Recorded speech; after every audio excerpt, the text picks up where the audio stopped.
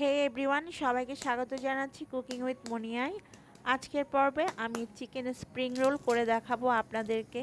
খুব সহজে এই স্প্রিং রোলগুলো আপনারা বাসায় তৈরি করে নিতে পারবেন। আজকের এই রোলগুলো আমি বানিয়েছি রেডিমেড সমোচা শিট দিয়ে। তাহলে চলুন দেখে নিই কীভাবে এই স্প্রিং রোলগুলো তৈরি করে নিচ্ছি। চিকেন স্প্রিং রোল বানানোর জন্য আমি নিয়েছি এখানে 1 কাপ পরিমাণ মুরগির বুকের মাংস।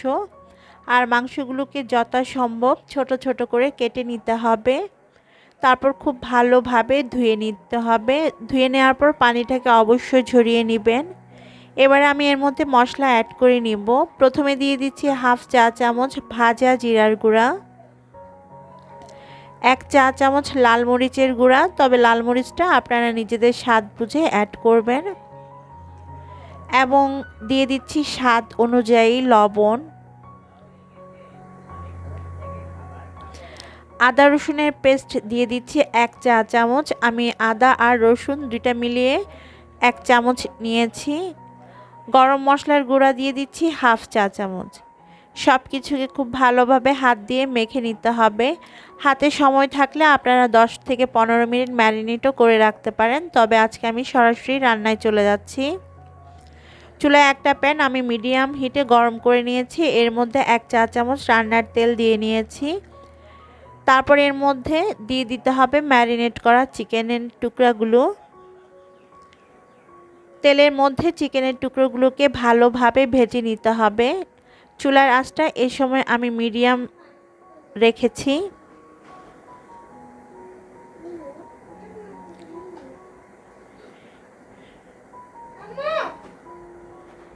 ভালোভাবে ভেজে নেওয়ার পরে আমি ঢাকনা দিয়ে ঢেকে 5 মিনিটের মতো রান্না করে নিব মিডিয়াম হিটে রেখেই।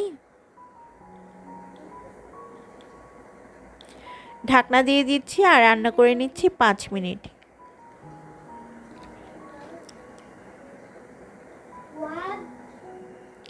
পাঁচ মিনিট পরে ঢাকনাটা খুলে নিচ্ছি আর দেখতে পাচ্ছেন চিকেন থেকে অনেক পানি বের হয়েছে।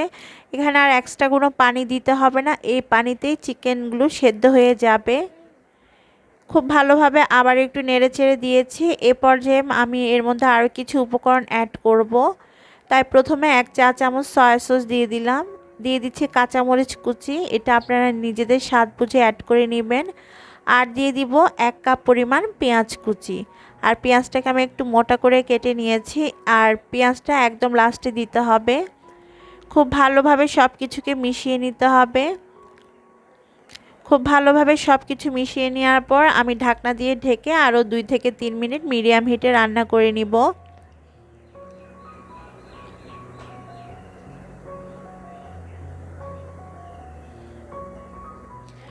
আরও 3 মিনিট ঢাকনা দিয়ে ঢেকে রান্না করে নিয়েছি। আর এরই মাঝে আমাদের চিকেন সেদ্ধ হয়ে গিয়েছে, পেঁয়াজও হালকা নরম হয়ে গিয়েছে। তো এখন আমরা এর মধ্যে অ্যাড করব কর্নফ্লাওয়ার গুলানো পানি। আমি এখানে 1/4 কাপ পানির মধ্যে 1 টেবিল চামচ কর্নফ্লাওয়ার দিয়ে দিচ্ছি। তারপর খুব ভালোভাবে মিশিয়ে এই মিশ্রণটা আমি চিকেনের পুরটার মধ্যে দিয়ে দিব। তারপর খুব ভালোভাবে মিশিয়ে নিব। এতে করে খুব সুন্দর একটা বাইন্ডিং চলে আসবে আমাদের পুরের মধ্যে, আর পুরটা খেতেও অনেক বেশি মজার হবে। খুব ভালোভাবে সব কিছুকে মিশিয়ে নিচ্ছি। আর দেখতে পাচ্ছেন কর্নফ্লাওয়ার দেওয়ার পরে আমাদের পুরটা অনেক বেশি ঘন হয়ে গিয়েছে। আমি এখন নামিয়ে পুরটাকে ঠান্ডা করে নিব।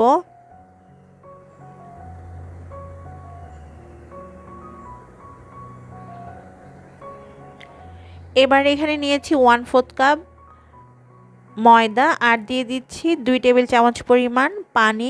খুব ভালোভাবে মিশিয়ে আমরা একটা আঠা তৈরি করব। এই আঠাটা আমরা স্প্রিং রোলগুলোকে আটকে দেওয়ার কাজে ব্যবহার করব। আজকের স্প্রিং রোল বানানোর জন্য আমি নিয়েছি রেডিমেড পেস্ট্রি শিট। এগুলো আপনারা যে কোনো সুপার শপে কিনতে পাবেন। তো এখন এই স্প্রিং রোলগুলো বানানোর জন্য আমি পেস্ট্রিগুলো শিট থেকে আলাদা করে নিচ্ছি। আপনারা এগুলো ডিপ ফ্রিজে সংরক্ষণ করবেন আর বানানোর আধা ঘন্টা আগে ডিপ ফ্রিজ থেকে বের করে নেবেন। একটা পেস্ট্রি শিট নিয়ে আমি বাকিগুলো একটা ভেজানো কিচেন টাওয়াল দিয়ে ঢেকে রাখবো, এতে করে উপর থেকে ড্রাই হবে না, না হয়তো কিন্তু এই পেস্ট্রি শিটগুলো ড্রাই হয়ে যায়। তাই অবশ্যই যে কোনো কাপড় ভালোভাবে ভিজিয়ে সেটাকে নিংড়ে নেবেন, তারপর পেস্ট্রি শিটগুলো ঢেকে রাখবেন। তো একটা পেস্ট্রি শিট নিয়ে এর মাঝ বরাবর আমি চিকেনের পুরটা দিয়ে নিয়েছি, তারপরে আমি এক পাশ থেকে টেনে নিচ্ছি। আর কিভাবে এই ভাঁজটা দিচ্ছি সেটা আপনারা একটু লক্ষ্য করুন, তাহলেই বুঝতে পারবেন। একটা ভাঁজ দিয়ে নেওয়ার পর আমি আঠা লাগিয়ে নিয়েছি, যেটা আমরা ময়দার পানি দিয়ে তৈরি করেছিলাম। তারপর দুই পাশ থেকে টেনে নিয়ে রোল করে নিতে হবে। আর এভাবে দেখবেন খুব সহজেই স্প্রিং রোলগুলো তৈরি করে নেওয়া যায়। তো সম্পূর্ণ ভাঁজ দেওয়ার আগে যে অল্প জায়গাটা রয়েছে সেটাতে আবারও আটা দিয়ে রোল করে নিতে হবে। ব্যাস তৈরি হয়ে গেল আমাদের অল্প সময়ে স্প্রিং রোল। এখন আমি আপনাদেরকে আরও একটা ভাঁজ তৈরি করে দেখাবো স্প্রিং রোলের। তো এই স্প্রিং রোলটা তৈরির জন্য আমি সোজাসুজি একটা ভাঁজ দিয়ে নিয়েছি, তারপর দুই পাশ থেকে টেনে আরেকটা ভাঁজ দিয়ে নিলাম। আর এভাবে করে আমি স্প্রিং রোলগুলো তৈরি করে নিতে পারবো। তো দুইটা উপায়ে আমি এই স্প্রিং রোলগুলো আপনাদেরকে তৈরি করে দেখিয়েছি, যেটা আপনাদের কাছে সুবিধা মনে হয় বা সহজ লাগে আপনারা সেভাবেই তৈরি করে নিতে পারবেন। এভাবে করে আমি সবগুলো স্প্রিং রোল বানিয়ে নিয়েছি। দেখতে পাচ্ছেন এখানে সবগুলো স্প্রিং রোল বানানো হয়ে গিয়েছে। যারা এগুলো ফ্রোজেন করতে চান তারা যে কোনো এয়ারটাইট বক্সে করে ডিপ ফ্রিজে রেখে দিবেন, জাস্ট ভাজার আগে ডিপ ফ্রিজ থেকে বের করে নেবেন। কিছু রোল আমি এখন ভেজে দেখাবো আপনাদেরকে, তাই আমি চুলায় তেল ভালোভাবে গরম করে নিয়েছি আর চুলার আঁচটা আমি মিডিয়াম লোতে রেখেছি। মিডিয়াম লোতে রেখে এখন রোলগুলোকে ভেজে নিতে হবে গোল্ডেন ব্রাউন কালার হয়ে আসা পর্যন্ত। খুব সুন্দর যখন গোল্ডেন ব্রাউন কালার হয়ে আসবে তখন রোলগুলোকে তেল থেকে তুলে নিতে হবে। প্রায় 3 থেকে 4 মিনিট ভাজলেই দেখবেন এই রোলগুলো ভাজা হয়ে যায়, এরকম সুন্দর কালার চলে আসে। তো আমার রোলগুলো ভাজা হয়ে গিয়েছে, আমি দুই পাশে উল্টে পাল্টে গোল্ডেন ব্রাউন কালার করে ভেজে নিয়েছি। এখন এই রোলগুলোকে আমি তেল থেকে তুলে একটা কিচেন টিস্যুর উপর নিয়ে নিব, অতিরিক্ত তেলটা ঝরে যাওয়ার জন্য।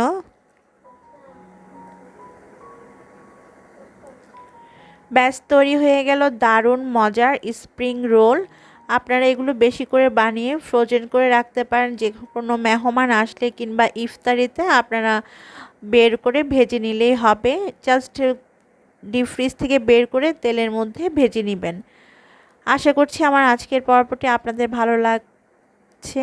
ভালো লাগলে আমার চ্যানেলটি সাবস্ক্রাইব করার অনুরোধ রইল। বিদায় নিচ্ছি, আল্লাহ হাফেজ।